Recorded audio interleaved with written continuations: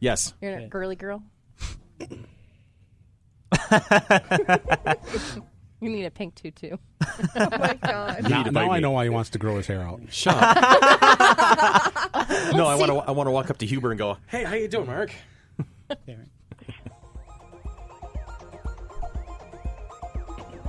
It's the disco version of Monkey Business. I'm loving this new music. This is great. Just something I randomly found. No, that's awesome. So when we have like newer versions, and then we'll we'll roll with it. How you doing, everybody? It is Chris yet again with the studios of WFC3 on some more Monkey Business. As always, in the studio with me, local radio legend Billy DeTore. Well, I'm looking around. He's looking around. Also, now an up-and-coming local radio legend, Tanya Metris. No, that's probably not happening. No, that's good. No, I don't think so. You like being on the microphone better in front of being in a camera. Yeah, but you know what? I did come out of my comfort zone the other night. You did. I was proud of you at that. Yes, that party. and that was fun. That was the whole thing. You had a great time with that. And so, also, except for my arms need to be longer. We have one of our interns in studio, Tony Bacchetta. Did we rehire him? We did hire him again. We hire. What are we all right? Are we on hire? I think this is the 7th rehire. 7th rehire? Yeah. Okay, good.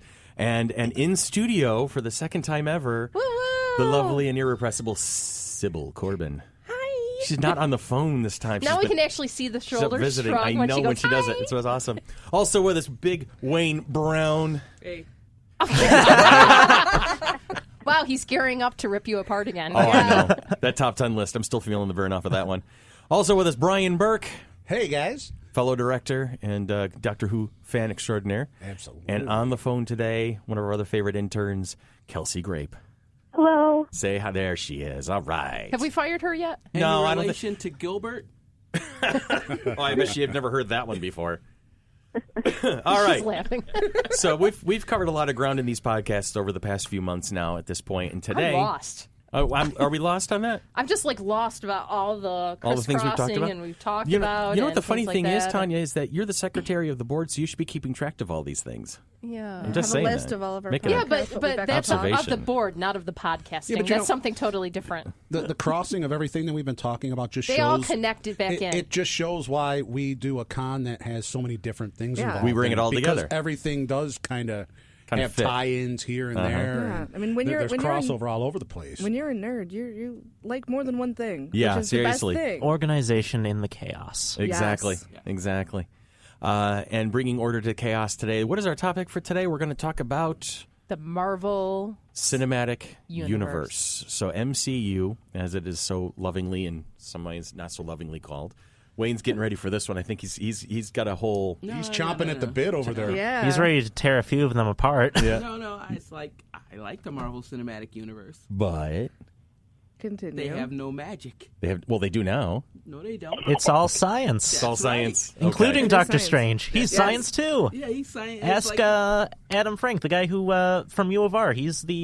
True. He's the technical he was the advisor. science consultant for Doctor Strange. We have to reach out to him, see if we can get him to the convention. Really awesome guy. I've got not his phone family. number. He just called me a couple days ago. Did he really? Yeah. You guys talk to him. We talked to him, and then he wants to be on the radio more, so Okay. he called me to ask what we can do. So Let's talk to him about getting him to the convention, too. He can give him some Sure. panel time. You got it. That'd be fantastic. Thanks, Billy. Woo woo. All right, so starting... Where does... Show of hands, who thinks the Marvel Cinematic Universe started with Iron Man? Okay, good. Everybody's on the same page. It didn't. Nice. Well, it says that's the original work in 2008, but I'm assuming that it started Blade. way back when with just Well, stuff. we can reach back to Blade but Unless you count TV. The actual start, wasn't that like the Hulk? there we go. Thank you. It's the Incredible Hulk. Now, the Lou Ferrigno one. No. TV The series. Ang Let's Lee- talk Cinematic I Universe. think Eric wasn't Bana. Blade before Hulk? Blade was before Hulk, but that was... But they were Blade making- Blade wasn't brought into the... Yet. He wasn't a quote-unquote MCU. It was an attempt to bring a Marvel superhero because vampires have become all the rage. It was vampires now, and I'm going to say this now. Don't say it. Vampires do not sparkle. No, they do not. Wow, with God. through clenched teeth and everything. They do not sparkle. Anyway, so Blade, I thought, was brought in to kind of capitalize on the vampire fad. You had Buffy the Vampire Slayer, you had, Dracula movies, you had all these, Yeah, I don't Van think they Helsing. I don't think they had plans for a whole franchise of movies No. until the Hulk came out. Right, Yeah. and then you had Except for they did do 3 Blade movies. Yeah, They did. It's a standalone series, Yeah. whereas with the Hulk, Thor, now you got Spider-Man now. No, There was everybody references mixing in. within the movie to as universe builders. There was references to the Stark Corporation, Right. Tony Stark's company, and that's helped to set up Iron Man, which the Marvel Cinematic Universe likes to pretend it's their first movie. Well, that's because it's the first movie that the general hit success. population liked. True. Well, the first Hulk movie really, to me, wasn't Was that the very one with good. Eric Bana as Bruce Banner? Yeah. That's the Yeah. Ang Lee The directed 2006 one. Yeah. Yeah. Yeah. See, that brings up an interesting point, though, is that a lot of people think that the Marvel Cinematic Universe is golden and hasn't had any stinkers in it. No. And It had Just some rough start. ignore 'em. It did have Well- some rough starts to it. Well, is it the Marvel Cinematic Universe because it looks Universal did The Incredible Hulk, where everyone else it's Paramount. It's a totally separate thing. Well, then Marvel Studios kind of took its own stuff over, didn't it? Well, it says the Or was that the Incredible distributor? Hulk. The Incredible Hulk wasn't- It was Universal Pictures, and then it's separate from the Marvel's deal with Paramount, which did Iron Man, Iron Man 2, 3, Thor, Captain America, and the Avengers. So, Yeah. And they then in also got- that's when- 2009, that's when Disney they- purchased it. Yeah, that's when they got the backing of Disney, and Disney's Right. just like, you guys know what you're doing. We'll just throw money So- at you and do what you do, and that's. So when is it the Edward became Norton one big. called the Hulk? Yes. Yes. Okay, that's And the that Edward one was Norton- better. That one was Yes. good. And the Edward Norton one is supposedly the first of the MCU movies, because he was supposed to play Bruce Banner throughout, all the way up to Avengers and beyond, Right, but but he he- didn't want to get involved in it, and he recommended Mark Oh, Ruffalo. no, the actual Ed Norton one is the Incredible Hulk. So Oh, it's the Incredible- Hulk okay. was Eric Bana. Gotcha. Okay, so So we had vice that backwards, versa. Billy. All right, but Edward Norton was supposed to actually come into the whole Avengers Initiative sequence. But Edward Norton had a rocky relationship. He Well, wanted. he has a rocky relationship with everybody. Yeah. That's the thing about him as an actor is it's well known as he can be very prickly to deal with.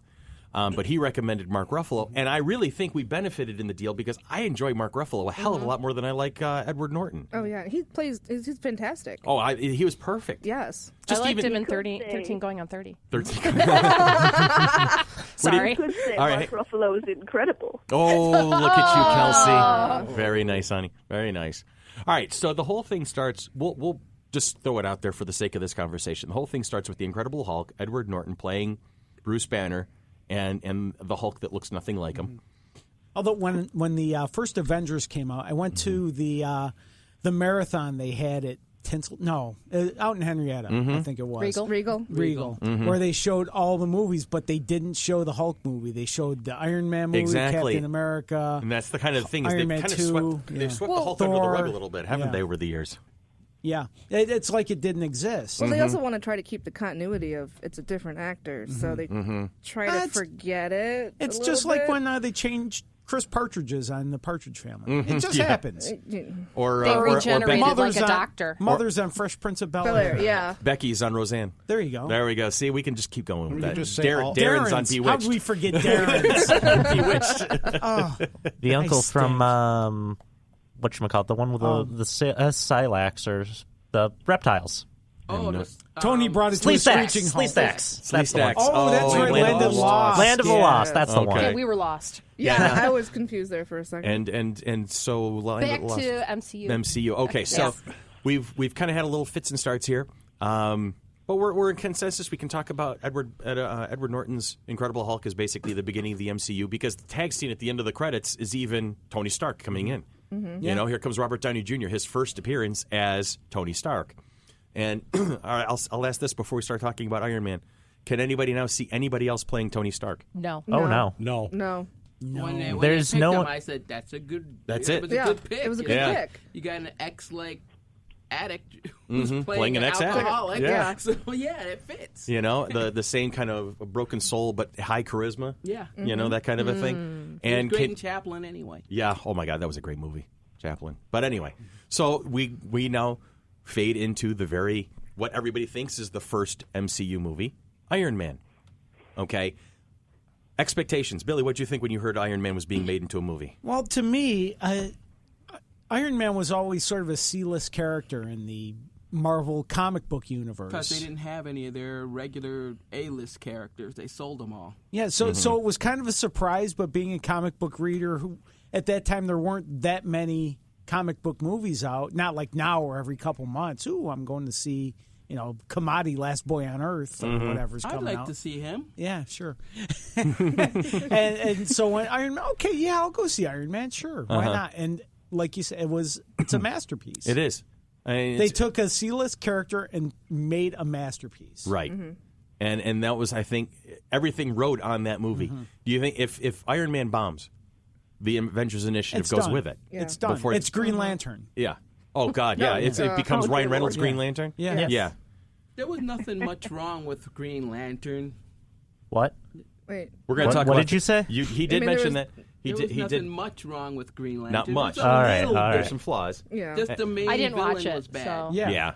I think so. The whole thing about Parallax. But anyway, we're going to talk about DC movies another time, because DC movies are a podcast in and of themselves, because that's just weird. I'm also wondering, though, and I've thought about this, with Iron Man sort of being in the back reaches of my brain, I didn't have much to know. Like, I didn't know much about him. I mean, I'd read a couple comic books here and there. Okay. But with characters that I don't know much about, I give more of a pass if they get More stuff leeway. wrong, Yeah. quote unquote. Whereas with Batman or Superman, You're very picky. yeah, Because I'm you've been picky. with those characters since you were a kid. But I guess now that Iron Man is considered a masterpiece, At this I point. wasn't wrong. No, you're not. Absolutely. Except for Obadiah Stane.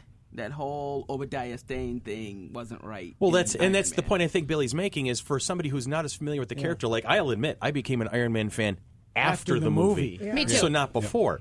And I think the bulk of the fans out there became fans because of Robert Downey Jr. in the movies. Yes. So for somebody who has been around comic books as long as you have, Wayne, you read these and you're used to these characters, you're familiar with them. And this I'm not is an even oversight. Iron Man fan. Well, but you've been around the stories longer, so you can Yeah. pick up the nuances and the relationships better. So for you, somebody like that, and there's a lot of folks like you who have been growing up with these comic books from the early days of the stories. So oversights like that, and I think we've even hinted at it. I mean, I can go on at length about how one of my favorite books growing up was Hitchhiker's Guide to the Galaxy. So when I finally saw the movie, I was like, "Are you freaking kidding me?" Yeah. So you The see over. BBC TV series was better. Oh, yeah, yeah, it was. absolutely. Oh, yeah, it was. By Yes.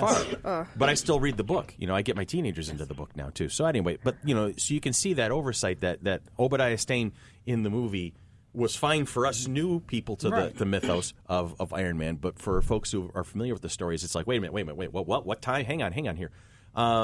And like in the second one where they had Whiplash and But he was a combination of a couple of different a villains. combination of a Yeah. couple of villains like Crimson Dynamo. And it's like, no, that's not right. And a lot of critics and deep Iron Man fans didn't like Iron Man 2. Yeah. I do. I'm fine I was with fine it. with it, yeah. And the worst of all, the Mandarin in Iron Man. Oh, Yeah. God. Yeah, the way they No. twisted that, I was really looking. And when they cast Ben Kingsley as the Mandarin, I was I was so psyched. ready for this. I was like, this is they- going to be good. They had such an opportunity, and they blew it. Yeah. The Mandarin is the adversary for Iron Man. If you've seen He's the the- animated he's- series, they Batman is the Joker. yeah. And they Iron mentioned Man the is the 10 Mandarin. rings all throughout the other Yep. two movies. Yep. And then you're thinking, this is going to be great. And then they Then they were made like, it a no, punchline. Which we're not just- going to do this. It just goes to show, though, that Mm-hmm. people are saying, why can't DC do what Marvel does? Oh, Marvel has clunkers, but they're better at sweeping them under the rug. Oh, yeah, that's They it. made $1.5 billion on Iron Man 3. Mm-hmm. And then the guy apologized to the fans for the Mandarin. twist ending. But they made $1.5 billion. Mm-hmm. Yeah. So what difference does Well, it when the make? first Avengers movie finally came out, I mean, it was a thunderbolt, and pardon the Yeah. Thor reference, but still, I mean, it was just this massive thing that just landed down on you, and you wanted to see it over and over again, and it went global, and that was it. It was monstrous. Kelsey, we have kind of left you out of this conversation so far. Of all the Marvel movies, do you have a particular favorite so far? Well, I mean, I really like Thor because I really like Chris Hemsworth. You go, girl. All the girls here are just nodding right now with yeah. you. They're like, Yes. yeah. Although Thor 2, Thor, where he takes his shirt off. Yeah. I was gonna Six say, pack of the gods. Thor 2, another not great movie. Yeah, no, it wasn't great, but like, I mean, the eye candy was.